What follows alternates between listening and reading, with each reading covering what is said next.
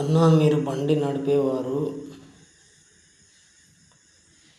అక్క మీరు బండి నడిపేవారు, ఎవరైనా నేను బండి నడిపేవారికి ఒకటే చెప్తున్నా, దయచేసి ప్రభుత్వం సిఫారసు చేసే హెల్మెట్లు ధరించండి. ఎందుకంటే మీ ఆరోగ్యానికి చాలా మంచిది. బై ఛాన్స్ కింద పడ్డారనుకోండి, తలకు గాయం కాకుండా కాళ్ళు చేతులకు దెబ్బలు తాకినా ఏం కాదు, మానిపోతాయి. కానీ తలకు దెబ్బ తాకిందంటే మాత్రం ఇంకా దాని గురించి చెప్పనవసరం లేదు. అది ఎవరి బాధ వాళ్ళది. కాబట్టి ఇంకొకటి, జెంట్స్ అయినా లేడీస్ అయినా మీరు హెల్మెట్ పెట్టుకొని తర్వాత చిన్నపిల్లల్ని వెనుక కూర్చోబెట్టుకుంటున్నారు. వాళ్ళు సరిగా పట్టుకోవడం లేదు, జారిపోతున్నారు. బండి పైనుంచి జారి కింద పడ్డారనుకో, వాళ్ళ పైన ఆశలు ఉండవు. ఇంకా లేడీస్కి చెప్తున్నాను, స్టాండ్లు తీసుకోవడం లేదు, సైడ్ స్టాండ్లు తీసుకోవడం లేదు. సైడ్ స్టాండ్ల మీద కొద్దిగంత కేర్ పెట్టండి.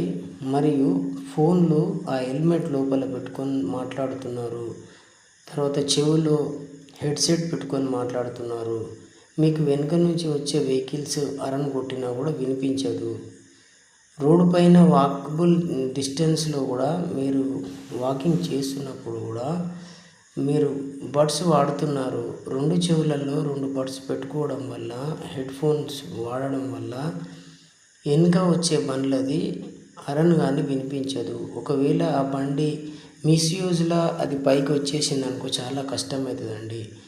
మీరు నడుచుకుంటూ వెళ్ళేటప్పుడు అటువైపు ఇటువైపు కొద్దిగంత చూస్తూ వెళ్ళండి. ఎక్కడైనా శబ్దం అయ్యేటప్పుడు, అంతకుముందు హెడ్ఫోన్ వాడకముందు, బడ్స్ వాడకముందు ఎక్కడైనా శబ్దం అనిపిస్తే మనం తిరిగి చూసేవాళ్ళం.